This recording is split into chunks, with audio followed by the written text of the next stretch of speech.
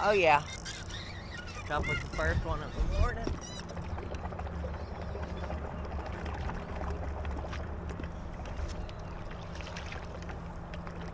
Ah, she's digging. Ah. Oh, that was a botched net job.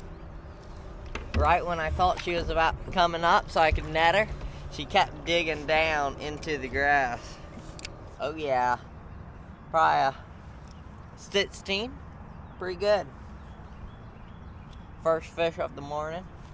So, I'm in grass. I don't have my fish finder on, but I'm in grass that doesn't quite top out, but gets real close to it. This is one of my favorite patterns to fish. So that I just have a mooch minnow, 3.5, or maybe that might be either 3.5, I think. Maybe 4.5. Pretty light jig head, 3/16, but it still allows me to cast it far. And I'm running it super fast across the top of this grass.